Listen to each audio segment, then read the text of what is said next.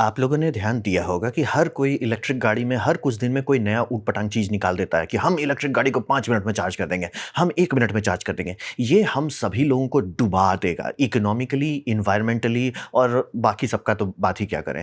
तो ये समझना बहुत ज़रूरत है कि जब भी आप इलेक्ट्रिक व्हीकल के बारे में बात कर रहे हैं तो इसमें 2 वेक्टर होता है। एक वेक्टर होता है यूनिट यानी कि किलोवाट आवर जिसे हम लोग एनर्जी नापते हैं। दूसरा होता है किलोवाट जिससे हम लोग पावर नापते हैं। अगर आप एग्ज़ाम्पल लेते हैं एक बहुत बड़ी गाड़ी है जनरली इलेक्ट्रिक गाड़ी आप लोगे 100 यूनिट के अंदर की ही बैटरी आपको मिलेगी तो जस्ट मान के चलते हैं 100 यूनिट की आपने बैटरी ले ली हाँ, यानी ये 100 किलोवाट आवर 100 यूनिट का उसमें आप ठूंस सकते हैं।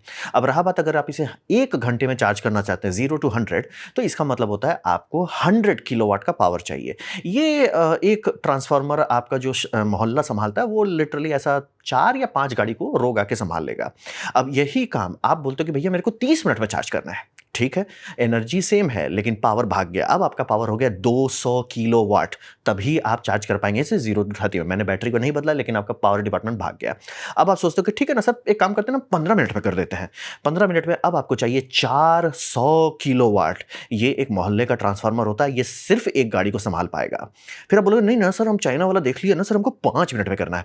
ये 1.2 मेगावाट हो जाएगा।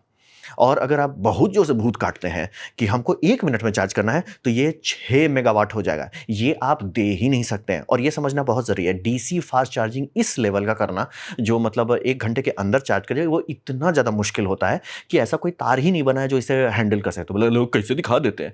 तार को कभी खोल के देखिएगा तो उसमें लिक्विड कूलिंग जैकेट होता है क्योंकि कॉपर पिघल जाएगा अगर उससे उतना एनर्जी ठूँसे तो। और अगर उतना मोटा बना है कि नॉर्मली संभाल सके, तो हाथ से हिला नहीं पाएँगे। इसीलिए उसमें लिक्विड चिलर डालना पड़ता है ताकि तार ना पिघले। और इतना ज़्यादा आप एसी टू डीसी कन्वर्शन लगा रहे हैं जिसमें हंड्रेड्स ऑफ किलोवाट है, अगर वो 90% भी एफिशिएंट होता है या 99% एफिशिएंट भी होता है, वेस्ट हीट के लिए भी आपको एसी लगाना पड़ता है। और इंडिया में बाहर गर्मी होता है और ये सारे जो super duper hyper fast charger है, ये सब कई करोड़ के इक्विपमेंट हैं।